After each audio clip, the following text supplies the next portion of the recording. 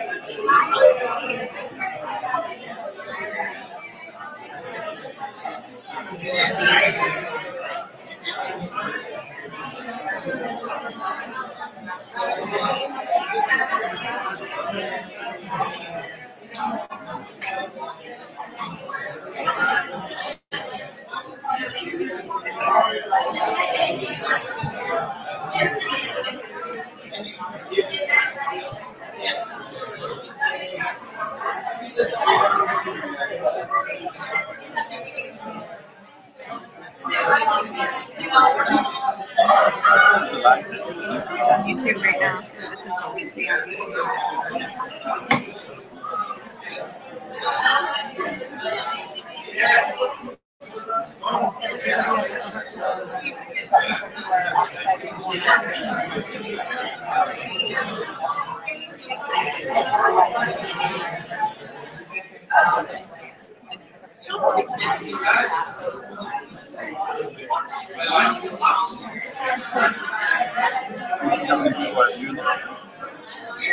It's one, so it's probably in the but the reports and something.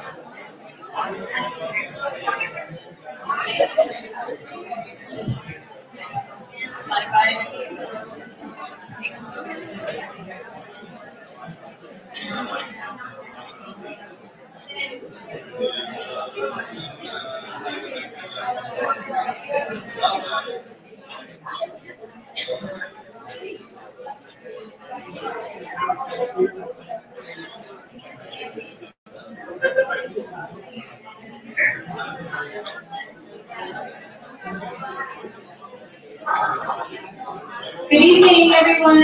Quick announcement. Un anuncio al principio, por favor. If you have an empty seat beside you, can you please raise your hand? Si tienen una silla vacía cerca de ti, por favor, levanta la mano. Hay personas que necesitan asientos. If people need seats. Also, if you have a child, if you could consider putting the child on your lap, that would be a big help. Si tienen niños, si los niños pueden estar sentados en sus piernas, eso nos ayudaría con el espacio. If you could raise your hand one more time if you have a seat available next to you. Si pueden levantar las manos, si tienen un asiento.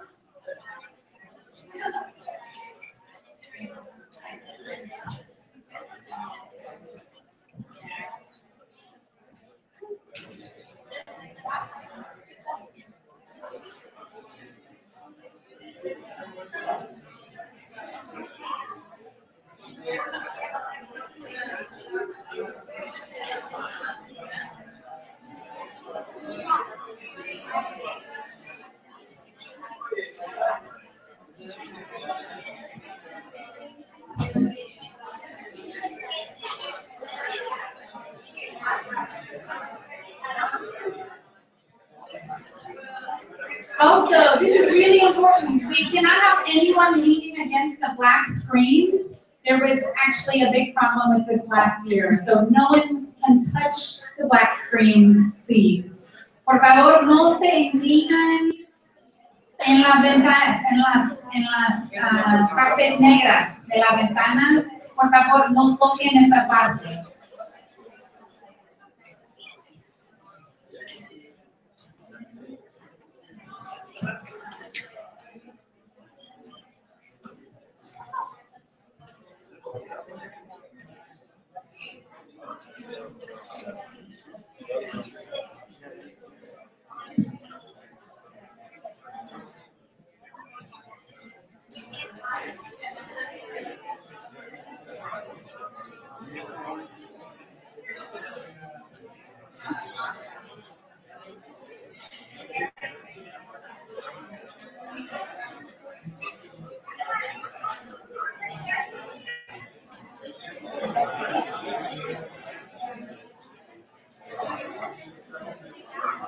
Raise your hand. Raise your hand. Raise your hand.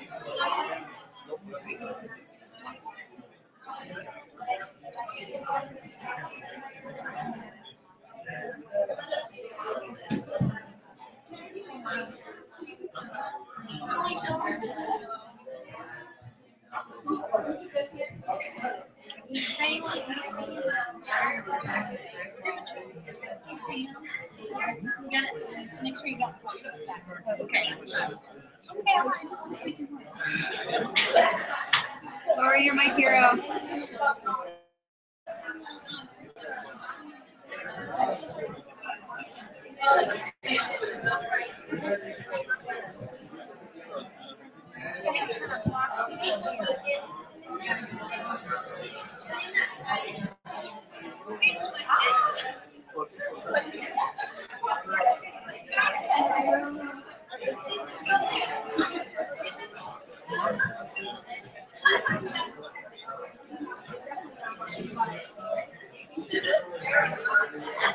I know, right? Bye.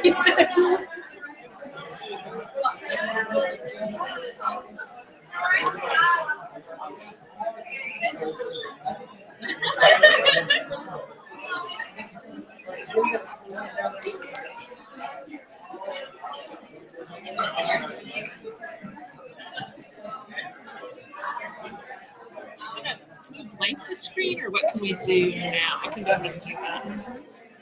And then, how do I cue you when I need to pull it up again? Buenas tardes a todos. Si es una persona que habla solamente el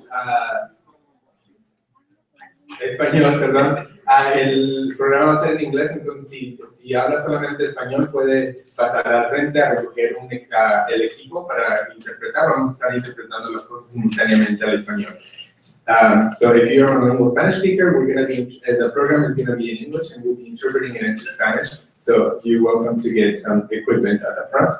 If you're a monolingual English speaker, the play will be performed in Spanish and the scripts are in the front that are translated into English. So if you want to go ahead and grab a copy of the script so you can follow along, that will be great. I believe Irving has one. And Irving has the copies. Do you need one here, right?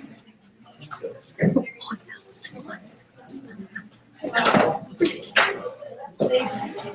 Si tienen el equipo de interpretación, si lo pueden encender a este momento para asegurarnos de que esté funcionando bien.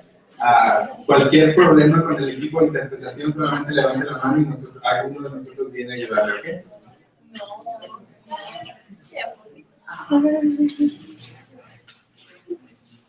Thank you, Raul. Hi, everyone. Hi. Good evening. Good evening. My name is Lori Kamala, and I'm going to be your MC this evening. So these are some of the things we're going to do tonight. You're going to see the results of the SAF Intern Summer documentary projects. You're going to see an excerpt of the SAF Intern Summer Theater Group. You're going to hear from SAF alumni Raul Gomez about how SAF has impacted his life. He just flew in from Michigan for this, and as you can see, he's also helping us out with interpretations. So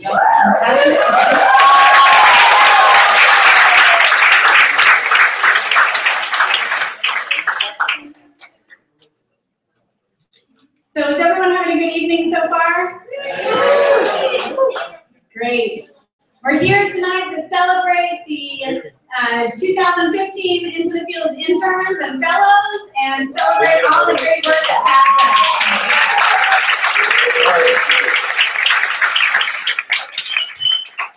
So I'm going to spend just a minute to tell you who I am and why I'm up here and why I care about SAF, because I know we all have our own stories about why we care about SAF. So it's hard to believe that I have been connected with SAF for 16 years now. I was an intern in 1999, best year ever. I worked in the SAF office for a year, and then I became a close collaborator and colleague when I worked for many years at the National Farm Worker Ministry. SAF introduced me to lifelong friends. Melinda and Lakshmi were at my daughter Imani's birth. SAF introduced me to labor activism and immigrant rights movement. SAF gave me mentors that fostered my own leadership skills and led me on my career path. SAF also helped me reconcile my idealism with harsh realities of life while developing my tools to work towards those ideals. I remember once, as an intern, going into a meeting with other SAF interns, and Bill Bryan, who is the president of the Mount Olive Pickle Company, which we were boycotting. And before this meeting, I was completely convinced that we were going to have this very reasonable discussion. He could hear all the things that farm workers were going through, and he would come over on our side, for sure, right? It wasn't that simple, of course, but those were really formative experiences for me that led to my full-time work on that Mount Olive boycott and our eventual win of the first farm worker union contract in North Carolina with Farm Labor Organizers Union.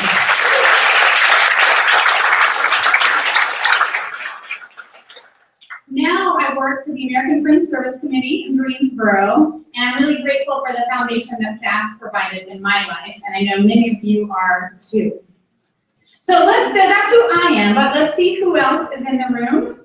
So I'm going to call out different categories of people, and if you fit that category, I want you to either stand up or give a big wave, and then we're going to clap at the end. So please hold your applause. So let's see, who here is a current intern or fellow?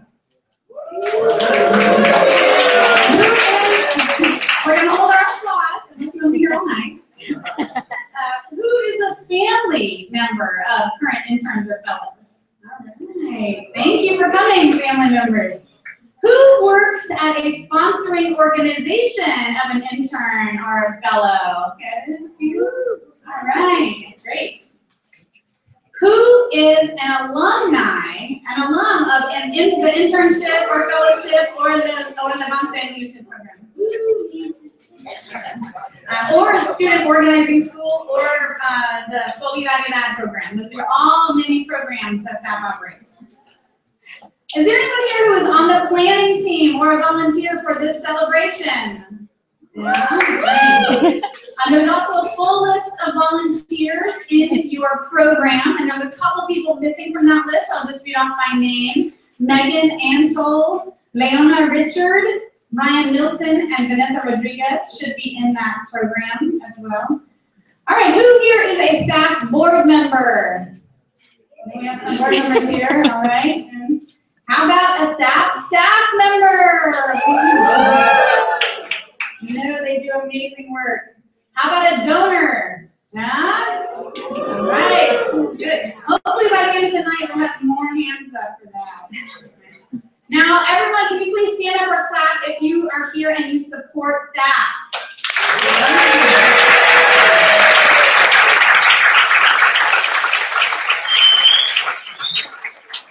So hopefully that was everyone in the room. And just to get us started one more time, we're going to do the farm worker clap, which I love because I feel like it represents the movement, right? We start slow, we gain, we build, we build, we build, and then we have this joyous celebration at the end when we win, right? So.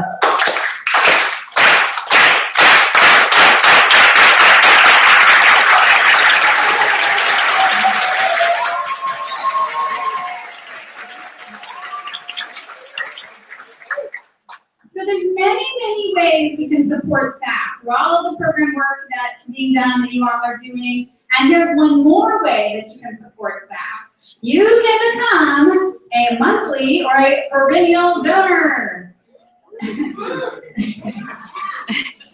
SAF has a matching grant from the Fund for Democratic Communities again this year, and that means that's a foundation that will give SAF $100 for every donor that signs up to give at least $10 per month.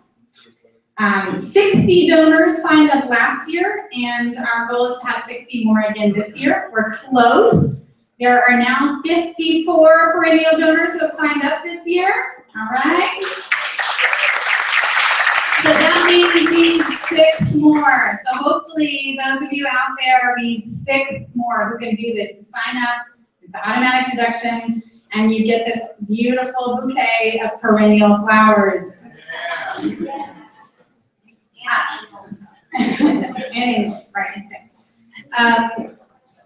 I want to briefly acknowledge some of the major funders that help make SAF's amazing work possible. The Paul Green Foundation, the North Carolina Farm Health Program, the Center for Documentary Studies, who made it possible for us to have this event in this amazing space here.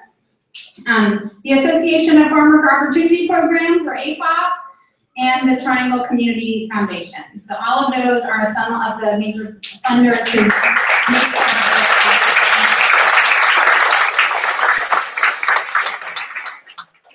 Okay, now we're going to get into the fun stuff.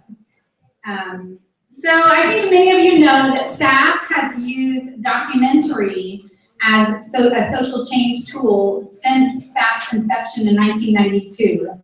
SAF has collected since that time over 200 personal farm worker histories, and every year during the internship, students continue to document farm worker stories.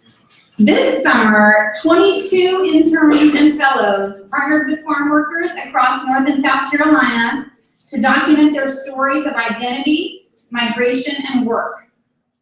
Students asked the farm worker participants to complete the prompts, I am, I see, I think, and I wonder, as a way to share their personal stories, the conditions they see, and their hopes for change. So Joanna is going to present the combined work of the 2015 interns and fellows in the form of a photo essay with worker testimonies. We hope you enjoy it.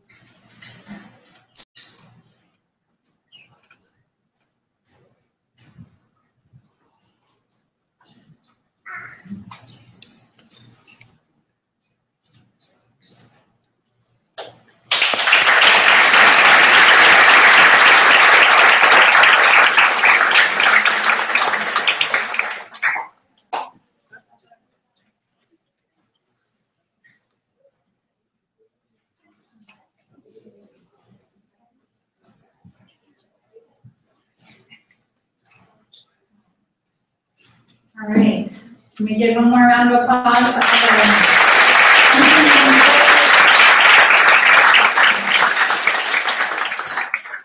I think the documentary projects are so important because we very rarely hear the stories and the words of farm workers themselves. So this is one way we can bring those words to a broader public.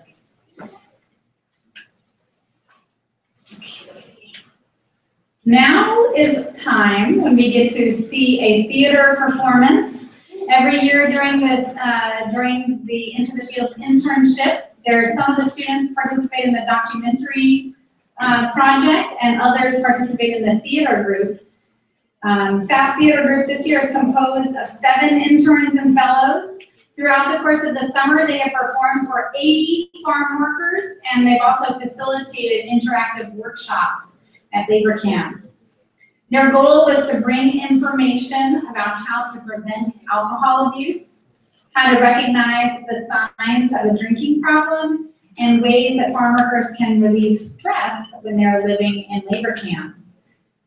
Through funding from the North Carolina Farm Worker Health Program, the Office of Rural Health, and the Paul Green Foundation, this year SAF interns were able to provide recreational equipment like soccer and volleyballs, books, ESL materials, playing cards, and art supplies. They also loaned out 2 guitars for farm workers to play. So today we're going to give you a little taste of what the interns did this summer. So they're performing a short scene, just about a 10-minute scene, from the play that's entitled Una chela al año no hace daño, or a beer a year doesn't hurt. So this portion of the program will be all in Spanish. And if you do not speak Spanish, make sure you have one of the scripts, which is in English, so you can follow along. So is there anyone else who needs that? Please raise your hand now, and we'll make sure that you can get that. Okay, all right.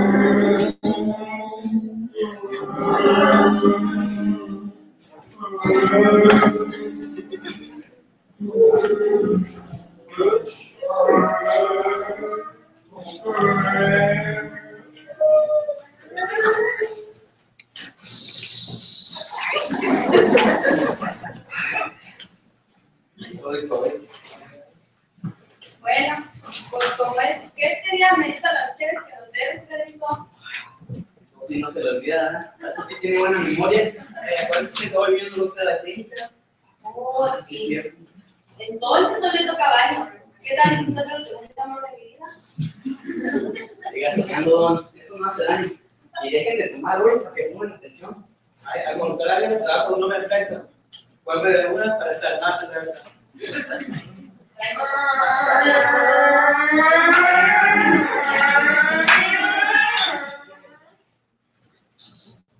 Buenas tardes, muchachos, ¿cómo están? Buenas tardes.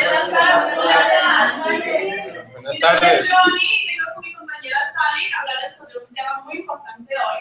Sí, hola, buenas tardes a todos y gracias por permitirnos estar aquí. Yo me llamo Sally y hoy venimos a hablar con ustedes sobre un tema muy importante. Así que esperemos contar con su atención y participación. Bueno, hoy vamos a hablar sobre el alcohol y cómo nos afecta a nosotros y también a nuestra comunidad. También le vamos a mostrar unas diferentes alternativas para lidiar con los sentimientos que llevan a tomar alcohol. Esto como que parece plan con año. Pinche Pedro, tú has de haber planeado todo. ¿Alguien me puede decir por qué tomamos? Pues porque tenemos sed. Bueno, sí, señor, pero mi compañero pregunta por qué tomamos alcohol.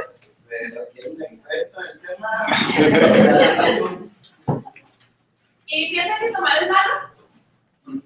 Pues si uno toma sin medida y sin pensar en lo que va a suceder, sí puede ser muy mal. Bueno, las personas toman para relajarse. ¿Y ustedes piensan que tomar es malo? Sí.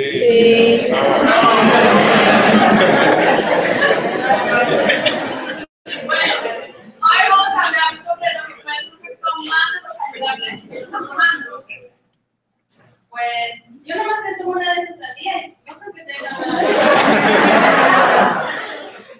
Bueno, una bebida regular de cerveza es de 12 onzas con una concentración de 5%. La que se tiene en su mano son 3 cervezas o un poquito más de 3 cervezas. Entonces no es regular. Mira, es más, usted no debería de tomar más de 4 bebidas regulares a la vez o 14 a la semana, porque si lo hace, podría desarrollar problemas con el alcohol. ¿Cómo qué tipo de problemas? Bueno, como dijo mi compañera, más riesgo en desarrollar dependencia de alcohol y también le afecta a la salud de usted y a los demás. Sí, por ejemplo, si usted toma mucho alcohol, puede tener más riesgo de tener cáncer de hígado. Y también, si por cualquier razón usted decide manejar borracho, no solamente lo pone usted en riesgo, pero también a todos los demás que están en la carretera. Exacto. Cualquier cantidad de alcohol que uno puede tomar puede tener malas consecuencias. Por ejemplo, si lo han sentenciado por estar manejando cuando tomando, si se pone violento cuando toma. No, pues sí. Tomar y conducir es algo que se debe tomar muy en serio. Sí, yo mi chela me la tomo cada día y muy en serio. Uno lo hace pensar un poco lo que dicen ellas. ¿Qué más nos pasa? Bueno, Entonces, como estábamos diciendo, no solo le afecta a su salud, pero también le afecta a los que nos rodean, a gente que, nuestra familia, nuestros amigos. Sí. Pues en realidad, una de las razones por las cuales no me gusta tomar es porque pues, mi papá borracho le llegó a pegar a mi mamá, ¿no? Y él siempre nos prometía que no lo volvería a hacer, pero con esto jugaban un poco, siempre se sentía mal después. Gracias por compartir eso. Este tipo de comportamiento es muy común. A veces cuando la gente toma, se pone violento, y son violentos contra ustedes que quieren. Cuando eso pasa, hay que ustedes yo lo más pronto posible. Sí, y también a veces los problemas van más allá de solamente la vida personal. Por ejemplo, ustedes son trabajadores y fuertes, ¿cierto? Sí. ¿Sí? Bueno, entonces, si uno llega de un día muy largo y comienza a tomar, se le hace más difícil poder dormir bien y al siguiente día llegan a trabajos deshidratados. Sí, y por eso ustedes también están más propensos a la insolación. Sí, es cierto. ¿Se recuerdan del muchacho de la ortopedia que se desmayó por el frío? Sí, es cierto. Obvio, tú. Pues que a veces, a ver, la verdad no nos queda de otra, estamos aquí solos, lejos de la ciudad, no hay teléfono cerca, y los celulares no tienen buena señal. Llega el punto pues que uno para lidiar con la soledad, pues no hay, todo se crece. Y además es una forma de celebrar. Cuando ganan nuestro equipo de fútbol, pues Bueno, todos en un caso, porque ese equipo siempre pierde. No solamente no solo es para celebrar, ¿no? También nos ayuda a lidiar con los problemas que tenemos, a relajarnos de vez en cuando. Yo, por eso practico yoga. y eso también se come, ¿ok? Miren, es tan chistoso. Yoga no se come. Yoga es una práctica que tiene que ver con lo espiritual, lo mental y lo físico también. Entonces, la meta es llegar a un estado de relajación y paz. Si quieres, les puedo enseñar. Pero que no, es como cuando se tuerce muy raro, no sé qué. Bueno, sí, señora. A simple vista eso es lo que parece, pero hacer yoga o más allá del simple estirón.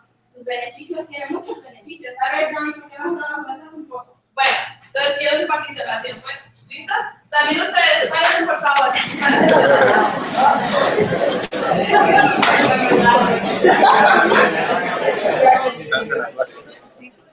Bueno, entonces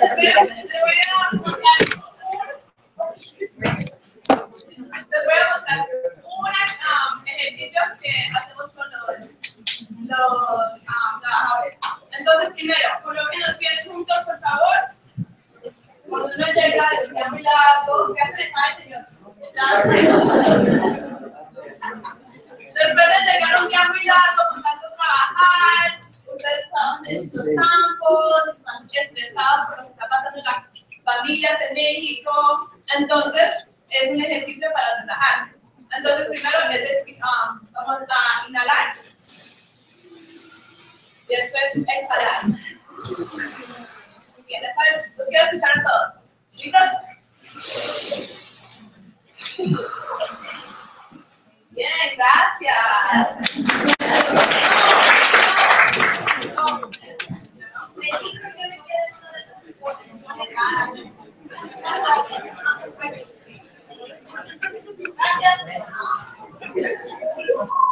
Yo mejor juego fútbol. ¿Ah, sí? Bueno, perfecto. No importa lo que uno escoja hacer, solo que yo involucre el fútbol. ¿Por qué no te enseñas un poco sobre el fútbol? Sí. Pues mire, este es una pelota. Ajá. Y esto se llama fútbol. Ajá. Y pues hace así. Oh. Pero ya me cansé.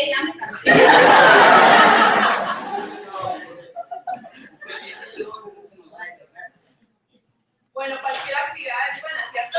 Sí. Y no tienes que involucrar el alcohol. ¿Tú sabes qué haces? Bueno, pues a mí me gusta mucho bailar. Y les puedo mostrar un poco, pero también quiero que me acompañen. Así que todos.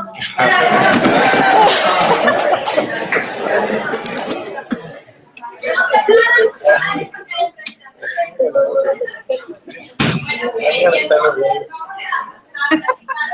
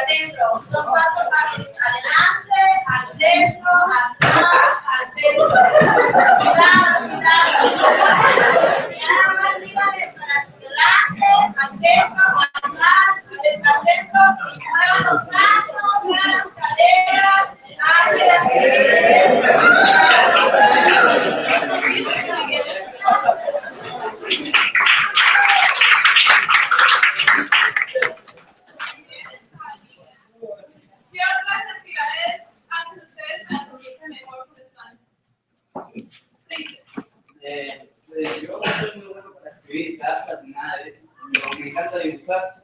Es una manera que comunico lo que siento y compartir lo que estoy viviendo con mi chico. ¿Tienes algo para enseñar? Sí, ahorita se lo tengo. Bueno.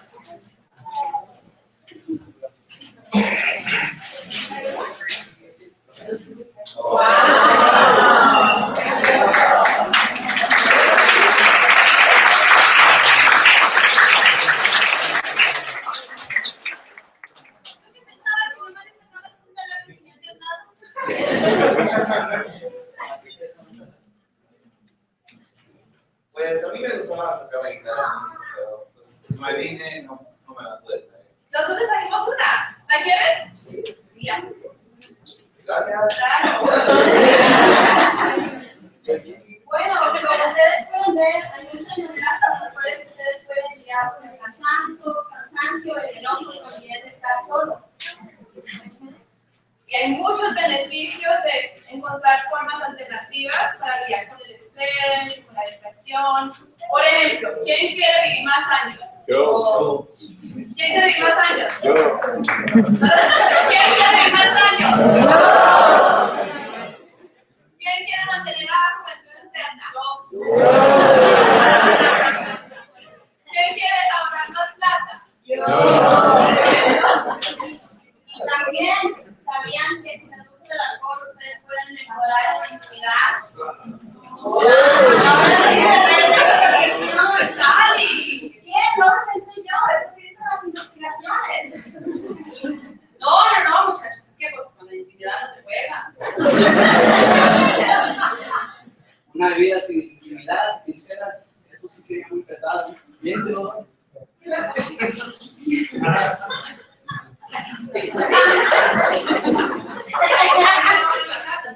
Sí, además, con todo lo que nos han dicho, pues nos podemos ahorrar el dinero que gastamos en cerveza. Exacto, hay que pensar todo de una manera positiva. Nada de con exceso, todo con medida. Bueno, pues nosotros creo que ya nos vamos a ir despidiendo, pero antes de irme queremos recordarles que no tomen más de 4 bebidas regulares a la vez o 14 a la semana, porque si lo hacen eso puede afectarles en su trabajo y también cómo actúan en la cama. Bueno, pues entonces nosotros creo que ya nos vamos. Antes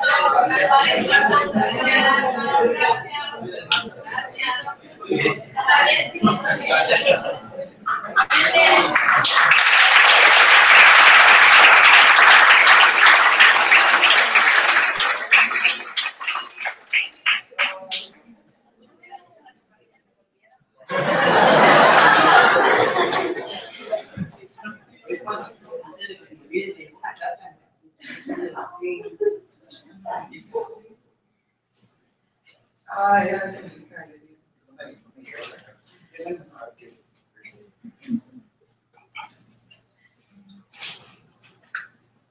Querido papi, Te extraño mucho. ¿Cómo estás? ¿Cómo es el norte? ¿Vives en una casa grande? ¿Tienes muchos amigos? Yo sí, en la escuela. Tengo muchas amigas. Menos una niña odiosa, ¿a qué le dicen la chica? Y siempre anda queriendo buscar. Pero yo no digo que si me sigo buscar me va a hallar. Mi maestra dice que si sigo voy como a la escuela, podré ser lo que quiera. Y con el dinero que le mandaste a mami, yo puedo comprar ropa de zapatos nuevos y el uniforme de escuela. Pero, bueno, espero que te encuentres bien. Te cuidas. Te quiero mucho. Desde lo más profundo de mi corazón. Tu hija Anita.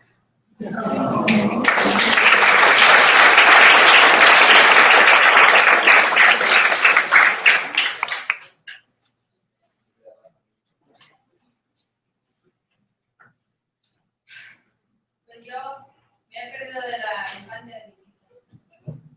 A ver, Pedrín, yo que no sé ni escribir ni dibujar, ¿por qué no te digo que digo que sí? Se lo manda a mi familia. Sí, claro. Yo te ayudo con eso. Puede ser que sea bueno en el dicho.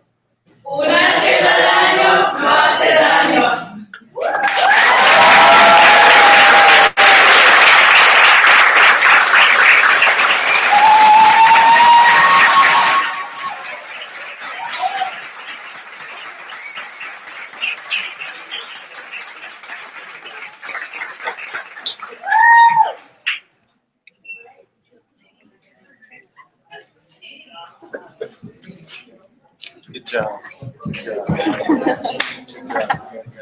That was really fantastic. The theater group does such a great job every year of finding ways to connect with farm workers and talking about issues that are important to workers.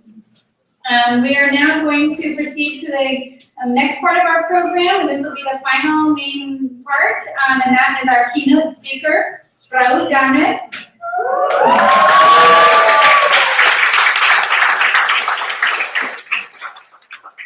Raul is an intern of, and I'm reading here, the best class ever, class of 2003, he was an intern in 2003.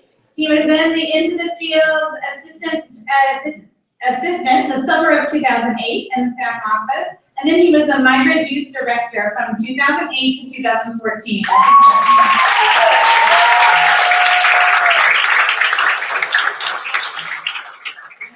And he worked with a lot of youth, a lot of whom I think are here tonight to see him. Raul left us here in North Carolina to pursue his master's in higher education administration at the University of Michigan in Ann Arbor. And Raul has many other talents too, besides the ones that I've mentioned, including modeling and acting, and many of you may have seen him in airports and in his campaign, his anti-sweatshop. He was a model for an anti-sweatshop ad that appears in airports, I call it Atlanta. And as you can also see, one of the wonderful things about Raul, besides being just such a warm and great person and leader, he also was just willing to help out in whatever way he can, as you saw tonight with him interpreting, in addition to being our keynote speaker, coming in from Michigan after his worldwide travel. So we're really happy to have him here tonight. So without further ado.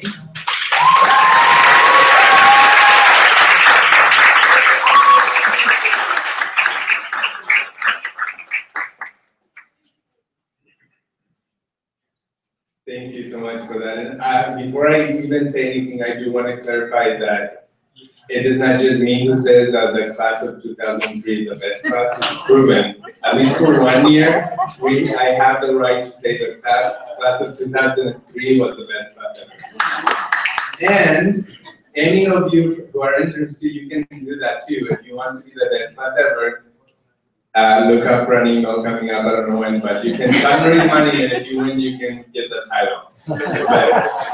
So again, thank you so much for having me here. It just feels great to come back after being gone for a year, and every time just coming back feels like I'm coming back and this is home. I feel when I left a year ago, I remember just saying how my experience in SAF had really made me realize what the meaning of community was.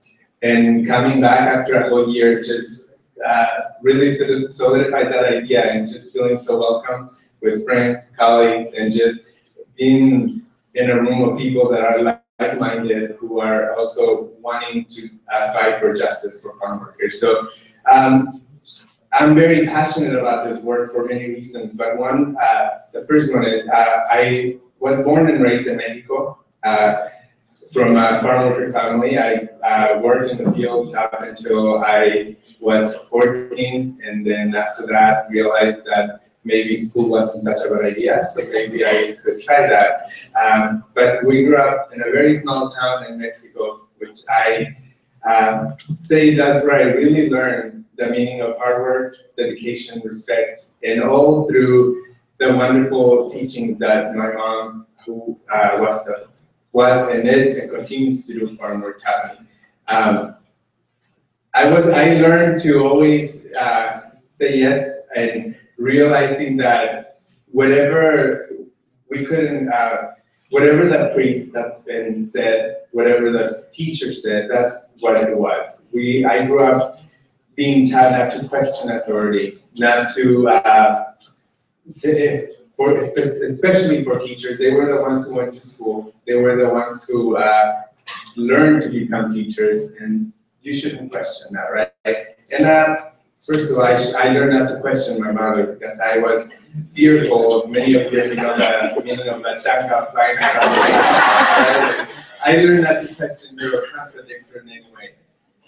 And that idea of not contradicting power was even more relevant when I moved to the United States. When I came to a new system with a new school, learning English, I realized that coming, even as much as I wanted to learn the language, coming into a new place was going to be difficult, right? And that idea of not questioning power and not questioning the teacher was very evident when I started middle school and high school and when I was put in remedial classes because I didn't know English.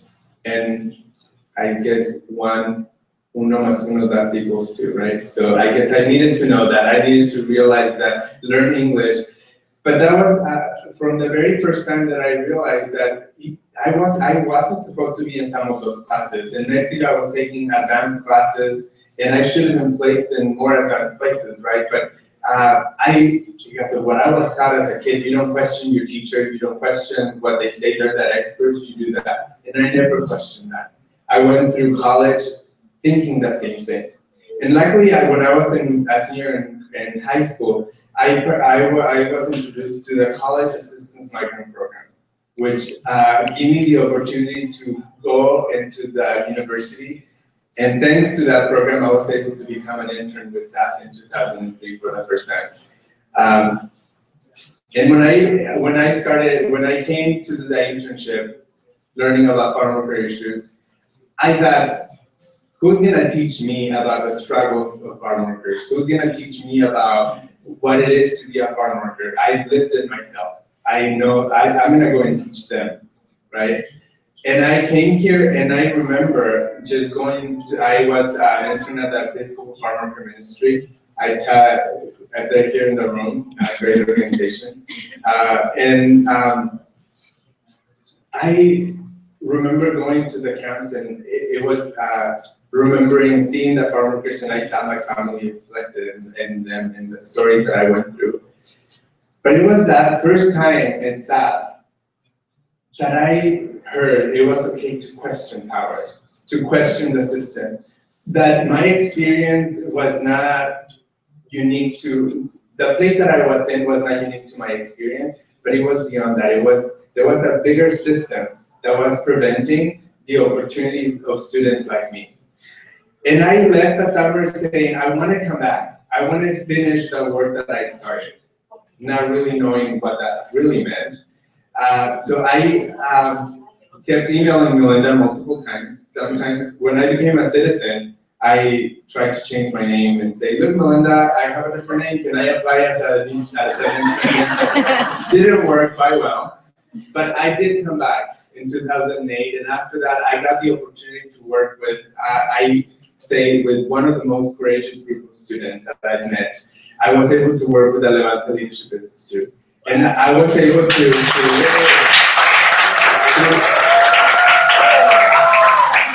being able to work with this student was what I needed to give back to my community. I came prepared to use my theater. One of the things that you saw is the amazing ways that SAF has to build leadership, to non-traditional ways, using theater, using arts, but it was also creating non-traditional leaders.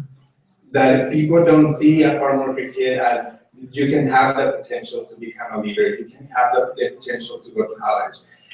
And I had the opportunity to do that. And I was maybe a little arrogant, I was like, I'm gonna teach, I'm gonna help the students, because I worked so hard, and all I heard in my life was, if you work hard enough, you will make it. If you work hard enough, you will make it. And that's what I was teaching the students. But I learned one of the biggest and the most valuable lessons, I think, which was, again, going back to the system, that sometimes it doesn't matter how hard you work. There's a system that has been created that does not allow us to go. So I kept seeing a lot of the students that I work with that were brilliant students, good grades, worked hard enough, that should have gone to college, that should not have been denied that opportunity that I was given. And realize that sometimes, yes, hard work pays off, but sometimes the system does not allow that. And that's when I began to change thinking, what is my role? How do I change that? How do I get students into college? But most importantly, how do we get them through? How do we make sure that they're graduating? How do we make sure that they're going out and fulfilling their dreams? And they're not stuck after going to college and realizing that there's not a community for them in these big institutions. And through that work, I was able, that's when I began thinking, what is my next step? And I decided to go and think about higher education administration as an option. And I remember sitting in the second semester at the University of Michigan, and I read a piece by a scholar, her name is Carayoso, that talks about the Chicano Latino pipeline in college. And one of the statistics that really struck me was that out of 100 Latino students, maybe 2 of them make it into graduate school or a professional degree. And I looked around the room, and I only saw another Latino man, a Latino student, and that was true. And it made me think about the students that I work with at SAF who aspire to go to college, the multiple students that I encountered through the Atlanta Education Coalition that want to go to school. And again, the whole idea of what that whole system is flawed for us, and they're trying to keep 2 layers. There's those that should be graduating and those that they don't want us to be there, right? And I continue to think about what is my role within this system. How do I continue to think about the things that I learned at SAF and bring them into the classroom? And there has not been one day in one class that I've been at the University of Michigan that I have not talked about how it's not just about Latino students, it's not just about undocumented students, it's not just about low-income students, but it's about all of us. And a lot of times when we talk about the immigrant students going to college, farm workers are never mentioned. Farm worker students are never mentioned in the classroom. Their stories are lost, or stories are lost. And it's not, if I were the one talking about these stories, nobody would know about it. So I'm saying all this because when I came to SAF, I had no intention to seek a graduate degree. I had no intention of going back to school. I never wanted to be a positive statistic for Latinos to get another one into college. I didn't believe in that. And it was through the work to just being exposed and being trusted, being encouraged that it was okay to make a mistake, but learn from that mistake. And those are all the things that I learned at SAF. I learned that it was okay to question the power. It was okay to challenge the systems that were oppressing the people like me. And I began to continue thinking about those things and realizing that that is the reason that I was where I was. And I have so much to thank SAF for, and I continue to think back about the summer of 2003, and I heard stories the first week of orientation, and people say, this is gonna be a life-changing experience. And I'm like, well, that's nice.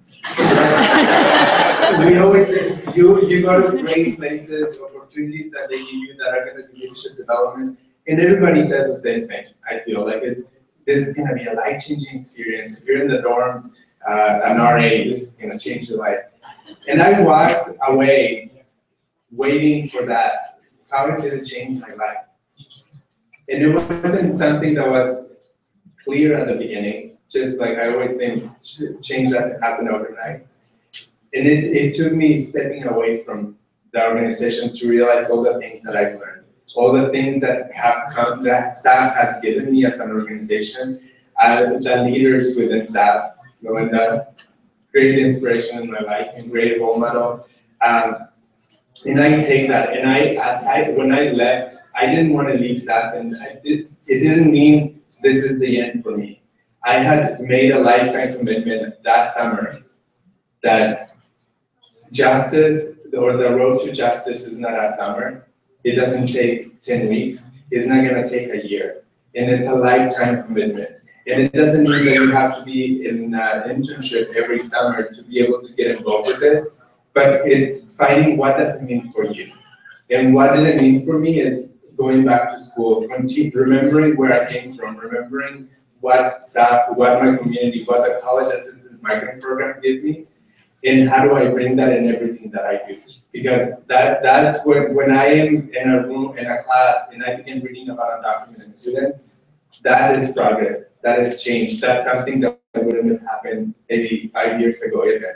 So, again, when I came in 2003, just to close out, I know I don't want to take too much more of your time, but you know, what has SAF done for me? One, really allowed me to explore my own identity. As you see in this mural, with the students, I feel that was something that we also did. I feel like this has culminated a lot of the work that we've done, and not just to me, but going through the process of developing this mural with the students was not just a learning experience for me. There you go, Gabby.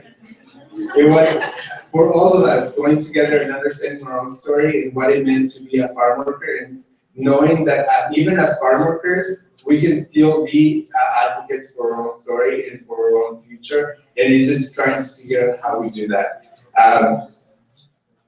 So, as this is mostly for the interns, as you're leading this internship, think about the things, the people that came into your life, the stories that you heard about, the many farm workers that you encountered this summer. And when you think about how did this change my life, you might not know it today, and you might not know it tomorrow, but keep reflecting on that, and keep reflecting about how your experience this summer is gonna continue and go into 2 years from now. And maybe if you didn't find out that your commitment is farm worker justice, even if you found out that maybe this is not a place where you want to be, that is a learning experience as well. And I encourage you to keep coming back. SAF is a family. We are all a family, and I could go anywhere and I could be gone for years, and every time I come back, it feels like what I said earlier. It feels like home. And I think one of the greatest things about SAF is that it gives the opportunity to migrant students or to those who are non-traditional leaders to really develop their leadership skills and find their place within the movement, and realize that we don't need other people to speak for ourselves, that we can do it on our own. And so we have 6 more people that we need to give to those perennial donors. So maybe if I didn't inspire you to donate, if you look at the mural, if you look at the students, if you, like me, I hope that if you're here, it's because you're passionate about the work, passionate about justice, passionate about the future of our students or workers, those who put food on our table. $10 isn't that much. If you can do that, please sign up. There is no organization in the world, and I say that and I really mean it, that I would put my money into. And even if I'm a student, and many of you're a student, you know that we're poor. But I still I'm a perennial donor, and I love that, and I do it not because of the work that it has done for me, but because of the work and the impact that I continue to see SAF have, not only in the lives of students, but even within that community. So I don't think there's anything else that Lori has said or I have said that I can explain better what the amazing work of this organization does, and I hope that you continue to support us, and as I have supported the organization, and more, that organization has supported me, and I wouldn't be in this place, I wouldn't be at the University of Michigan had it not been for the leadership, the opportunities, and the empowerment that I received through student action with farm workers. So, thank you.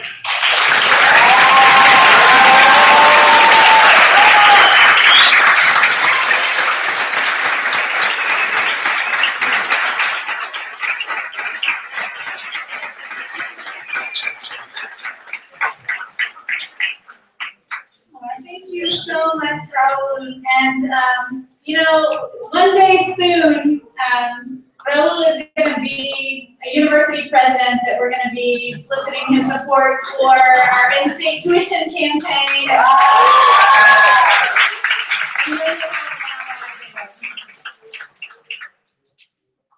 So yeah, we'll be looking for that for all of you interns to be our university presidents, our state legislators, our congresspeople, and et cetera, that be part of changing this world.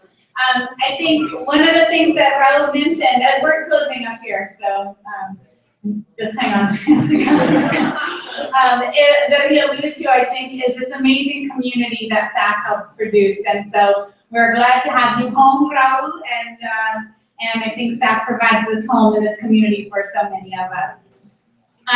So we're about to close up, and I want people to know that we'll be serving cake afterwards. And the gallery space and the bar will close at 9. So do what you need to do there in the next 15 minutes. And in closing, I wanted to share a quote that was shared in SAF's 20th anniversary booklet that was published a few years ago, and I think it still rings really true. And it is, to me, SAF is about societal transformation and about social justice within our society, but also within ourselves. People come out of the SAF experience changed and transformed. And I think that's what we want for our world, to change and transform it. I think that participating in any of SAF's programs ignites this passion, just like it did for me. I think it's true for a lot of people that almost anyone who has contact with SAF knows that SAF is an amazing and inspiring organization that models integrity and equality inside and out. And so, to be a SAFista is also to develop this really strong love for SAF as an organization and all the people connected to this community. So, with that, thank you all.